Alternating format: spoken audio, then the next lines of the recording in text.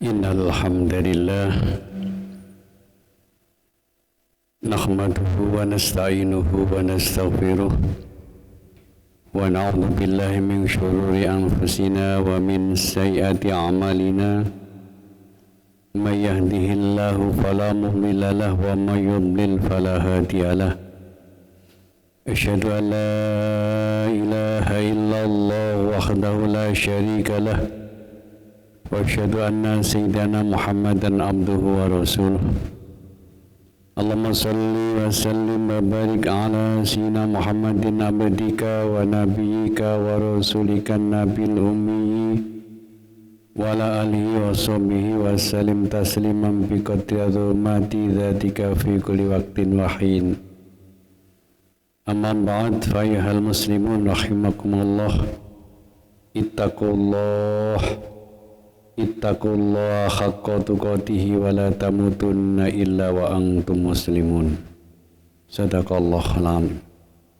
Hadirin jamaah Jumat rahimakumullah, marilah kita senantiasa meningkatkan ketakwaan kita kepada Allah Subhanahu wa taala dengan berusaha segala upaya sekuat tenaga untuk menjalankan apa-apa yang menjadi perintah Allah dan menjauhi segenap larangan-larangannya.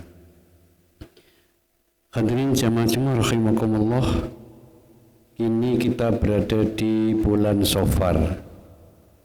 Bulan Safar adalah bulan kedua dalam kalender Hijriah setelah bulan Muharram. Bulan Safar ini diartikan sebagai kosong atau sifir atau kuning, asfar.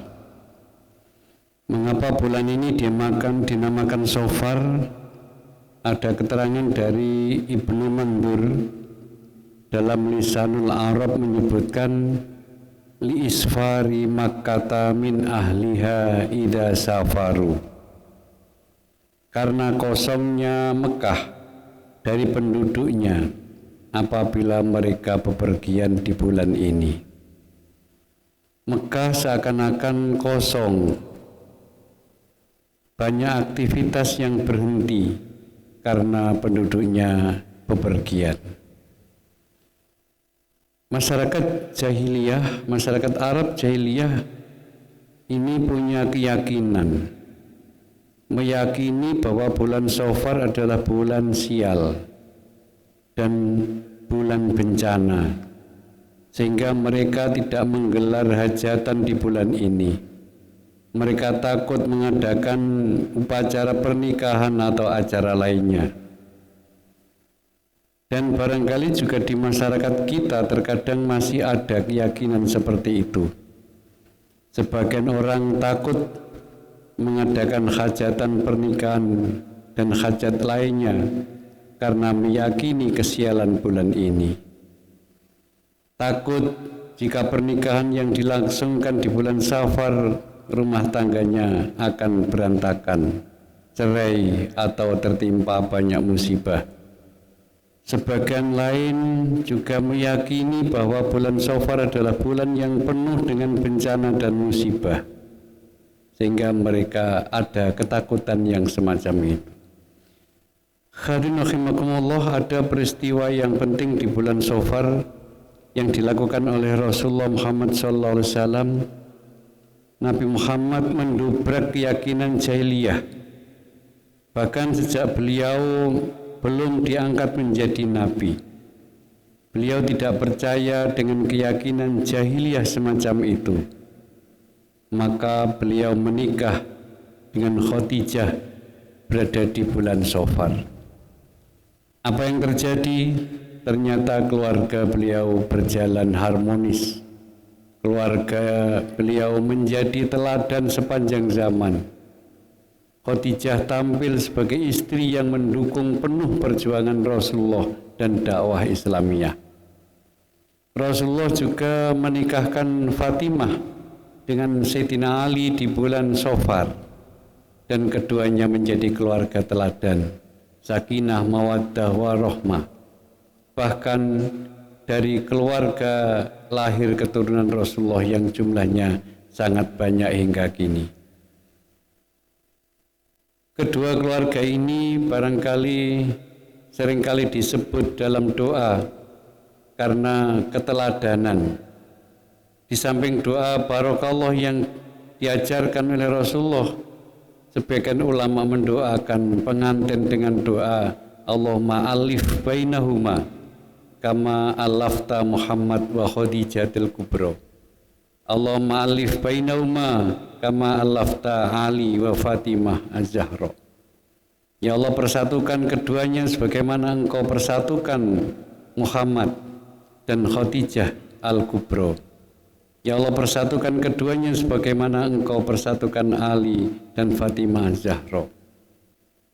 Rasulullah juga melakukan hijrah dari Mekah ke Madinah juga pada bulan Safar, tepatnya adalah pada tanggal 27 Safar.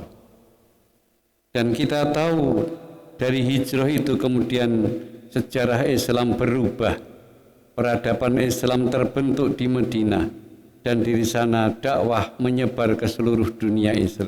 Islam dimenangkan oleh Allah dan futuhnya Mekah. Lalu manusia berbondong-bondong masuk Islam. Hadirin rahimakumullah, Rasulullah juga menang perang Khaybar, yaitu perang dengan orang Yahudi pada bulan Safar juga, dengan kemenangan yang gemilang atas orang-orang Yahudi Khaybar. Mereka sedang menyusun kekuatan untuk menghancurkan Madinah, namun Allah memenangkan pasukan kaum muslimin hingga Yahudi tak bisa bebas lagi untuk mengkhianati umat Islam pada masa Rasulullah. Hadirin rahimakumullah, ada ajaran optimisme dari Rasulullah. Rasulullah melarang umatnya merasa sial dengan melihat kejadian-kejadian tertentu. Sebab merasa sial hanya mendatangkan ketakutan. Apalagi tiaroh ini menumbuhkan ketakutan datangnya bahaya dari sesuatu, padahal hanya Allah yang bisa memberikan manfaat dan madarat. Seperti situasi yang barusan kita alami di Indonesia, di negara kita, di masyarakat kita, lingkungan kita, ada pandemi. Ada orang yang merasa sangat ketakutan, ada juga yang mereka bahkan karena takutnya dia akan mendapatkan situasi yang mencekam. Karena ketakutan itulah akhirnya menjadi stres, imunnya menjadi turun, dan ternyata juga mereka tertular oleh penyakit tersebut. Kenapa? Karena ada perasaan ketakutan dari hati mereka. Yang benar adalah bagaimana kita menghadapi situasi seperti itu. Sesuatu makhluk tidak mempunyai kekuatan apa-apa. Semua dikendalikan oleh Allah Subhanahu wa Ta'ala. Oleh Rasulullah kita diajarkan optimis. Kita maju ke depan, kita berbuat baik. Jangan sampai berbuat baik itu terhalang oleh tiaroh, terhalang oleh sesuatu yang belum tentu. Maka dari itu kita diajarkan supaya hidup ini menjadi gembira, situasinya senantiasa menyenangkan, sehingga wajah kita tidak terlihat kusut. Ketemu siapa saja maka wajah kita tetap cerah, karena optimis bahwa Allah akan memberikan sesuai apa yang kita inginkan, dan apa-apa yang kita lakukan pastilah diketahui oleh Allah. Ada dua ulama yang berbeda pendapat dan kita setuju itu. Ada ulama yang dia tidak suka apabila orang itu wajahnya senantiasa kusut, dia kelihatan senantiasa tampak murung, ketakutan. Misalnya ketakutan banyak dosa dia menangis. Yang satunya menentang, kenapa? Seakan-akan Allah itu sangatlah kejam, padahal Allah itu Ghafurur Rahim. Maka optimis, sebesar dosa kita apapun besarnya, maka akan tetap diampuni oleh Allah. Bagaimanapun yang sudah kita lakukan, asalkan kita mau minta pertolongan kepada Allah, maka ulama yang sejati mempunyai pendapat hidup ini harus senang dan merasa husnudzon kepada Allah bahwa apa yang kita lakukan ini pasti kalau kita minta maaf diampuni oleh Allah, sehingga kehidupan kita ini akan tampak cerah, wajahnya nantiasa gembira karena husnudzon Allah akan memberikan apa-apa yang kita inginkan. Bukankah Allah sudah bersabda, ud'uni astajib lakum, mintalah kepadaku pasti aku beri. Dalam hal ini ada satu makalah yang menerangkan an Urwah bin Amir qala Ahmad al-Qurasyiyu qala dzukirati tiyaratu indan Nabi sallallahu alaihi wasallam faqala ahsanuha al-fa'al wala taruddu musliman fa idza ra'a ahadukum ma yakrahu falyakul Allahumma la ya'ti bil hasanati illa anta wa la yadfa'u sayyi'ati illa anta wa la haula wa la quwata illa bika.